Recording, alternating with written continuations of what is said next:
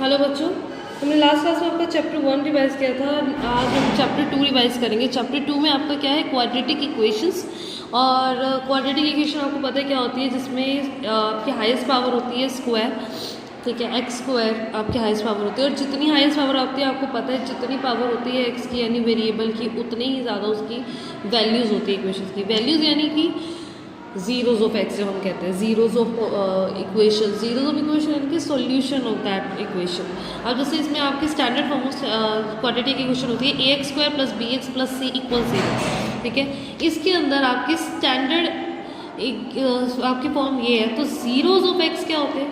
Zeros of x यानी कि जिस वैल्यू पे हमारी इक्वेशन सॉल्व होकर हमारे, अगर हम इसमें एक्स की वैल्यू पुट करेंगे तो आपका आंसर 0 ही आएगा। That is not the zeros of x, यानी कि सॉल्यूशन ऑफ, हमको कहेंगे solution of quadratic equation. Quadratic equation की क्यों बात करें, हालांकि किसी भी इक्वेशन का हो उसको जीरो से को कहते हैं, लेकिन क्वाड्रेटिक इक्वेशन यानी कि अभी हम क्वाड्रेटिक की बात कर रहे हैं। तो मान लो जीरोज ऑफ एक्स, अगर आपका क्वाड्रेटिक इक्वेशन है तो number of zeros of x कितना होगा? 2। ये क्वाड्रेटिक इक्वेशन है 2। सो अब आपको जीरोज ऑफ एक्स है, अगर आपका इसमें आपको देखते हो कि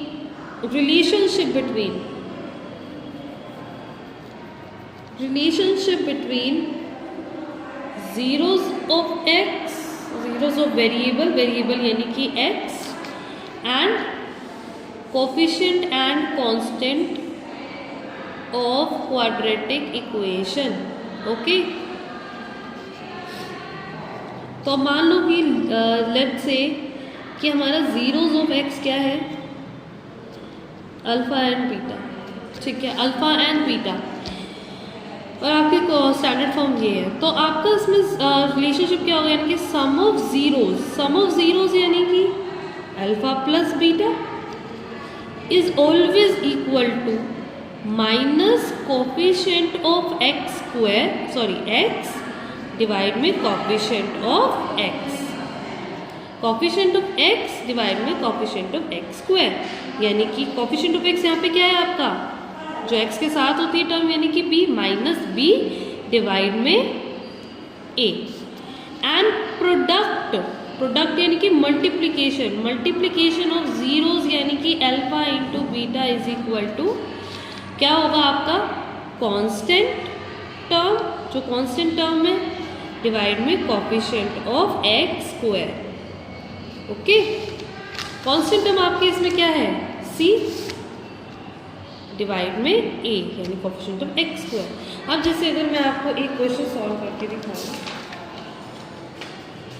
अब ये जीरोज आप कैसे निकालते हो क्वाड्रेटिक इक्वेशन में। देखो, एक तो सिंपल क्वेश्चन है, जैसे 4u² प्लस 8u। आपको इसमें जीरोज ऑफ वेरिएबल अब एक्स नहीं है, इसके अंदर u है, तो जीरोज ऑफ u कैसे निकालोगे? इसके अंदर से आपको पता है क्या कॉमन आ रहा है, एक तो 4 कॉमन आ रहा है और एक u कॉमन आ रहा है, यानी कि यहाँ पे बचा एक u और यहाँ बचा 2 इज इक्वल टू 0। अब पता है कि अब ये तीन चीज़ें आपको देखिए, 4u एंड u प्लस 2, इनमें से कुछ 0 होगा तभी तो 0 आएगा। तो 4 तो 0 हो नहीं सकता, क्योंकि 4 तो 4 है।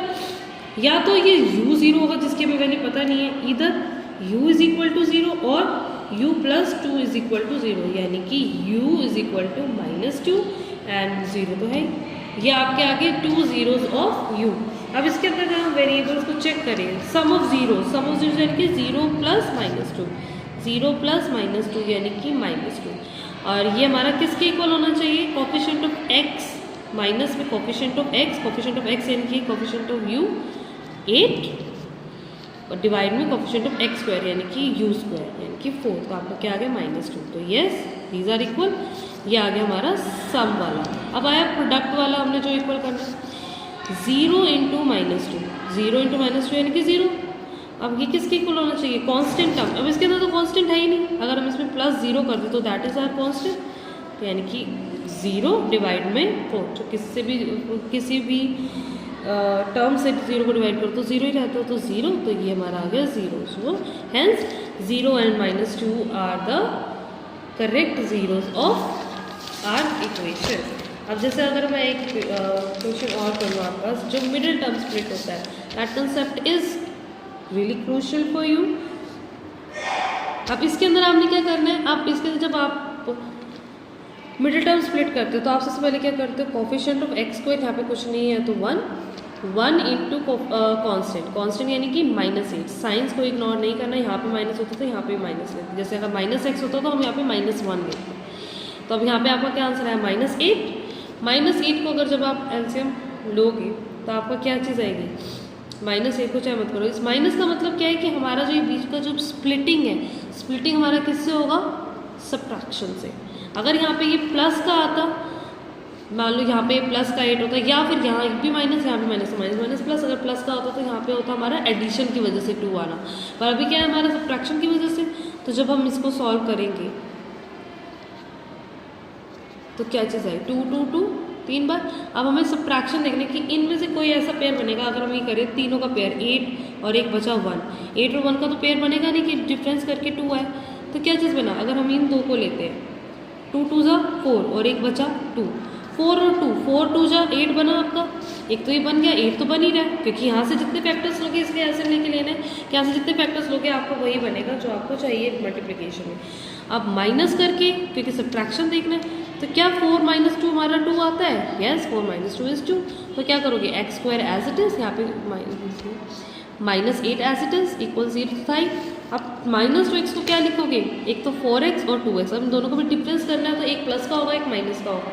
अब वो कैसे लिखेंगे, कौन सा प्लस कौन सा माइनस, क्योंकि हमारे यहाँ पे माइनस है तो बड़े वाले को माइनस, छोटे वाले को प्लस। अगर यहाँ पे प्लस का 2x होता तो 4x को प्लस देते, इसको माइनस। अब इसके अंदर से आपका क्या कॉमन आ रहा है, यहाँ से x कॉमन आ रहा था, x - 4, 2 कॉमन आ रहा था, x - 4 इज इक्वल टू, यानी कि x - 4 x + 2 is equal to 0। हमारा क्या आंसर आ गया, एक आ गया +4 इधर जाके, and x is equal to -2। या तो ये होगा या ये होगा, 2 जीरोस आ गए हमारे। अब इसके अंदर सम ऑफ ज़ीरोस यानी कि 4 + -2, क्या आंसर आया आपका, प्लस का 2।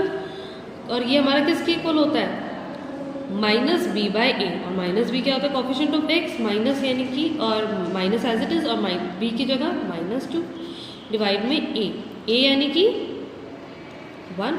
आपका क्या आंसर आया, -2। तो yes, and product of zeros आपका क्या होता है, 4 × -2 यानी कि -8। तो क्या हमारा यही चीज़ आ रही है, यानी कि c/a, यानी कि c क्या है हमारा, -8 और a यानी कि 1, तो -2 सॉरी -8। सो यस, ये भी हमारा -8, ये भी हमारा -8। Hence the relationship of sum of zeros and product of zeros are verified, therefore 4 and -2 are the correct zeros of x, यानी कि वेरिएबल, यानी कि हमारी इक्वेशन। दैट्स इट, आज के लिए इतना ही। आपने ये मिडिल टर्म स्प्लिट की बहुत सी प्रैक्टिस करनी, because this is the question. Thank you.